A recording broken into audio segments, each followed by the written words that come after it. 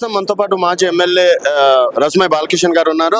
రస్మయ్ గారు చెప్పండి, ఈరోజు కేటీఆర్ మనీ లాండరింగ్ కావచ్చు, ఈడీ ఎంటర్ కావడం కావచ్చు, ఏసీబీ ప్రశ్నల వర్షం కావచ్చు, సో అరెస్ట్ అయ్యే అవకాశాలు ఏమైనా ఉన్నాయనుకోవచ్చా? ఇది కక్ష సాధింపు చర్య కాదు, అవినీతి చేసింది కాబట్టి అవినీతి దొంగల పడతామని ముందే చెప్పాం కాబట్టి ఈ విధంగా చేస్తామని రేవంత్ రెడ్డి గారు చెప్తున్నారు. ఇప్పుడు దొంగనే దొంగ అన్నట్టుగా ఉన్నది రేవంత్ రెడ్డిది.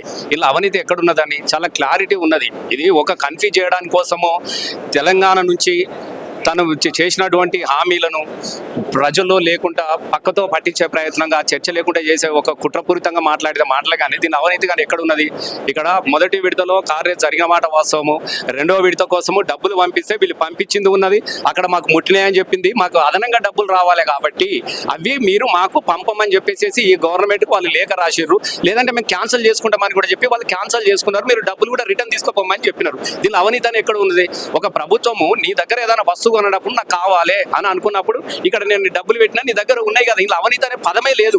కేవలము కక్షపూరితంగా తెలంగాణ ప్రజలు ఇలా ఎక్కడ పడితే అక్కడ తిట్టుకుంటా ఉన్నారు. అయ్యా 100 రోజుల్లో ఇస్తానన్నటువంటి గ్యారంటీలో దిక్కులేదు అని చెప్పేసి వాటికి సమాధానం చెప్పకుండా వాటి నుంచి తప్పించుకోవడానికి కోసము ఇలా కేటీఆర్ గారి మీద, కేసీఆర్ కుటుంబం మీద ఒక కక్షపూరితమైనటువంటి ఆరోపణలు చేసి ప్రజల్లో తన పట్ల ఉన్నటువంటి వ్యతిరేకతను ఈ విధంగా కొంచెం సైడ్ చేయడానికి కోసం చేస్తున్నటువంటి ప్రయత్నమే తప్ప కేటీఆర్ గారు అరెస్ట్ కానీ ఎవరైనా ఉంటారు. నేను ఇప్పుడు ఈడీ దాడులు కానీ ఆ దాడులు కానీ ఈ దాడులు కానీ రేవంత్ రెడ్డి గారు స్టార్టింగ్ నుంచి కాళేశ్వరం, ఫోన్ ట్యాపింగ్ ఇట్లాంటివి ఎన్నో అలిగేషన్స్ వచ్చినాయి, అయినా కూడా ఈ విషయంలోనే అరెస్ట్ చేయడానికి గల కారణం అంటే పక్క ఆధారాలు ఉంటాయి కదా?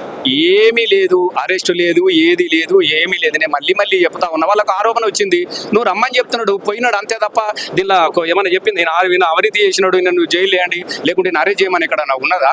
ఏమీ లేదు. ఒక కన్ఫ్యూజ్ అయినటువంటి వాతావరణం క్రియేట్ చేస్తున్నారు తప్ప దీనిలో ఏమీ లేదు.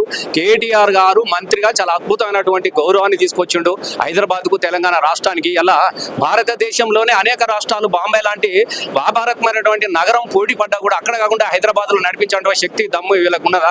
సంవత్సర కాలంగా ఏదన్నా ఒకటి చిన్నది ఈ హైదరాబాద్ ఇమేజ్ని పెంచే విధంగా ఏదైనా కార్యక్రమాన్ని రేవంత్ రెడ్డి గారు చేసినారా? మీరు ఏదన్నా చేసేది ఉంటే మీరు చెప్పండి. ఏందనంటే ఒక అసత్యమైనటువంటి ఆరోపణలు చేయడము, చేతగాని వాడు చేసే ఆరోపణలు తప్ప చేతనైన వాడు పనులు చేస్తారు. ఇలా కేసీఆర్ గారు ఒక గొప్ప ముఖ్యమంత్రిగా ఊరికే కాలేదు కదా, ఇలా తెలంగాణ రాష్ట్రంలో నువ్వు ఎక్కడికి పోయినా 3 పంటలకు సరిపోయినటువంటి కాళేశ్వరం నీళ్లు తీసుకొచ్చాడు. ఇలా కాళేశ్వరంలో నీళ్లు నింపడానికి చేతగాక దాని మీద కూడా అనేకమైనటువంటి ఆరోపణలు కూలిపోతుంది. అయ్యో మన భూకంపం వచ్చిందే, నిలబడ్డది అట్లనే, మనకు 25,000 టీఎంసీల నీళ్ళు వెళ్ళిపోయింది, అట్లనే ఉన్నది. దేనికా కుట్ర ఇలా కనబడతలే, ఇసుక తోడుకుంటాడు, దాంట్లో కొంచెం నీళ్ళని నిలగొట్టి మొత్తం ఇసుక అమ్ముకుంటున్నాడు. ఇక అది మనకు కనబడతా ఉన్నది కదా. కాబట్టి రేవంత్ రెడ్డిని ప్రజలు తిరస్కరించారు. ఇలా నేను ఇక్కడ కాదు, మీరు ఎక్కడన్నా పోండి, ఆ అక్కసంతా కూడా ఇలా బీఆర్ఎస్ మీద ప్రదర్శిస్తా ఉన్నాడు. సార్, మళ్ళీ మీరు తెలంగాణ ఉద్యమంలో గజ్జగట్టారు, మళ్ళీ ఇప్పుడు తెలంగాణ బాగు కోసం గజ్జగట్టే అవకాశం ఉందా ఒక చిన్న పాట రూపంలో? తప్పకుండా తెలంగాణ సాంస్కృతిక ఉద్యమాన్ని మళ్ళీ మొదలు పెడదాము. ఇచ్చినటువంటి 6 గ్యారంటీలు, 420 హామీల మీద మా పాటలు ఉంటాయి, మా ఆటలు ఉంటాయి. తెలంగాణ ఉద్యమ స్వరాష్ట్రం కోసం ప్రజలు ఏ విధంగా అయితే చైతన్యం చేసినామో మళ్ళీ చైతన్యం చేస్తాం, ఖచ్చితంగా అది చేస్తాం.